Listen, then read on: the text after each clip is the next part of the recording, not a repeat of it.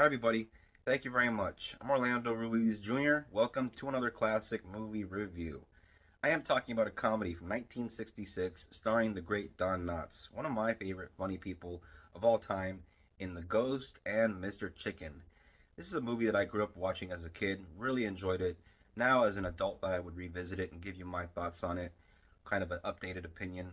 But Don Knotts is one of those legendary TV and just overall great comedic actors. Very famously played the role of Deputy Barney Fife in 5 of the 8 seasons of the Andy Griffith Show, which ran from 1960 to 1968. And around the midpoint of the show, he wanted to go off and he was getting pretty big, so he wanted to go off and do his own thing, make some movies. And with the blessing of his friend Andy Griffith himself, he left the show after the 5th season, I believe. And after that, the show went to color, where he was replaced by Jack Burns in the role of Warren. And Jack Burns did a good job in that role, but the show was never the same after Barney left. And of course, Don Knotts went off, had a nice movie career with movies like The Ghost of Mr. Chicken. And I think during the Andy Griffith Show, he was making that. He had already done The Incredible Mr. Limpet. And then, of course, you got the Apple Dumpling Gang and um, How to Frame a Fig, I believe. He also was in one of those Herbie movies and other stuff. And then he would come back to TV later on in the 70s in another very iconic role as Mr. Furley, the old sex crazed neighbor from Three's Company. The movie is basically you have Don Knotts not as a sheriff, deputy sheriff, but he is in like the reporter field. He wants to be a reporter. He is actually a typesetter working for the local paper in a town called Rachel, which is very Mayberry-esque. It's small town, everybody knows everybody.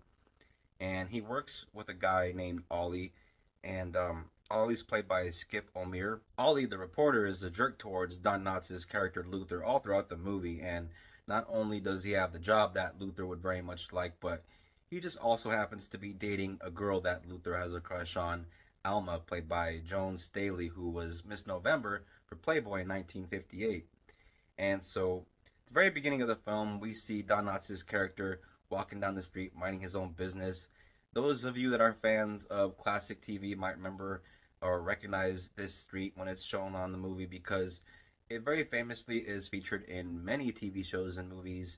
I believe the house in this movie, known as the Simmons house, at first I mistook it for the Munsters house, but it turns out it just happens to be on the same street at Universal Studios where they filmed the Munsters. It's like the house right next door. The house that they portray as being a haunted house in this film, that they refer to as the Simmons house, is also featured in Desperate Housewives and also in the 1989 Joe Dante directed Tom Hanks cult classic, The Burbs, a movie that I will get to eventually because I'm a big fan of that 80s classic. And at the very beginning of the film, we see a little cameo. For those of you that are fans of the Andy Griffith Show, Otis himself, Otis Campbell, the town drunk. Character actor Hal Smith, who played Otis Campbell on the show, isn't the only actor from the Andy Griffith Show to pop up in this movie. We also have Retta James, who played Eleanor Poultice in a couple episodes. She was like a singing coach for Barney Fife. She was in some very funny episodes. Also, Ellen Corby, who played the role of Miss Lash, a lady who was basically a criminal disguising herself as a nice old lady who sells Barney Fife a used lemon of a car in one episode.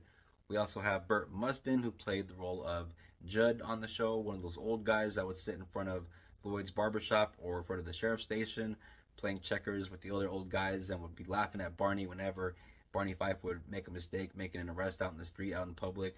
And I'm sure a few more people, familiar faces that I'm forgetting, but that's just a few, just to name a few. But so yeah, a lot of familiar faces from that old show. You also have Dick Sargent, who was the second Darren Stevens from Bewitched. Also in the movie is actor Liam Redman in the role of Kelsey, who is a character that we see quite a bit of throughout the movie and gives little quiet looks at times and little quiet moments, kind of suspicious and mysteriously. And veteran character actor Philip Ober, who was in countless old TV shows and movies, who I remember in shows like I Love Lucy and lots of other stuff. Here he plays the character of Nicholas Simmons, who is the nephew of the old Simmons couple who used to live in the old Simmons house.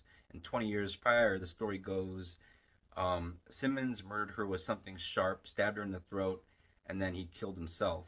And from then on, supposedly the house is haunted, and at midnight, everybody can hear an old organ in the house being played by Old Man Simmons. The Liam Redmond character, Kelsey, is a friend to Don Knotts' character, Luther. He is sympathetic towards his dreams of wanting to become a reporter, and he's also very supportive. And he's also kind of a Svengali. He likes to say things out loud and put ideas in people's heads. And that is basically how Luther's boss comes up with the idea of Luther spending the night in the old Simmons house, it being the 20th anniversary, and it would be cool to get a story on the 20th anniversary of somebody actually staying in the house overnight, seeing what happens. And so, of course, Luther is very reluctant. You know, he's a big scaredy-cat. Don Knotts was not a conventional Hollywood leading man, but he was a very talented actor and a very funny comedian. And I honestly feel like because of that, this had a lot more potential. I do like the production design. I do like the house, the set design, and even a lot of the sound design when he's in the house, all the creepy stuff going on. All that's really good, really cool. But the movie could have had a lot more of that, should have done a lot more with that, especially with the setting of the house. Something else I got to bring up is if you're familiar with the Andy Griffith Show and if you've seen episode 2 of season 4, then you're aware of the episode titled The Haunted House, in which Opie hits a baseball into a house known as the Rimshaw House, and Andy, wanting to prove to Opie that there aren't any spooks or any ghosts or anything like that, sends Barney and Gomer in to get the ball for him. And Barney and Gomer go in the house, same exact stuff, basically only funnier.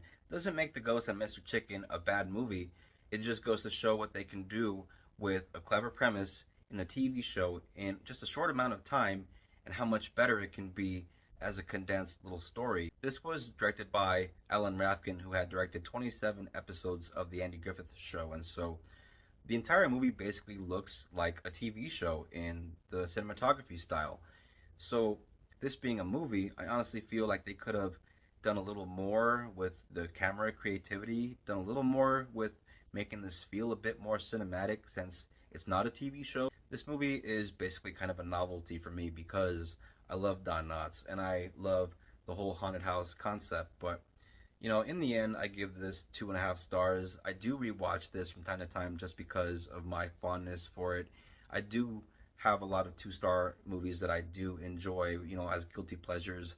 This is probably one of those kinds of films for me. I got my copy here of The Ghost and Mr. Chicken on DVD. That is it right there. There is Don Knotts. That is the character of Alma right beside him, played by actress Joan Staley, wearing a wig because the actress was actually blonde, but the producers thought she was a little too sexy as a blonde. Throughout the movie, every now and then, it might look like a wig, but it's whatever. You can hardly tell, so yeah, it doesn't really bother me. Thank you all very much for watching this classic movie review. I always appreciate it.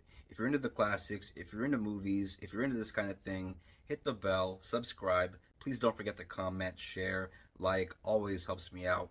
And please don't forget to look out for the next classic movie review. Those of you that have been returning, supporting the channel, thank you very much. I very much appreciate your support. Until next time, everybody, peace out, take care of each other, and God bless.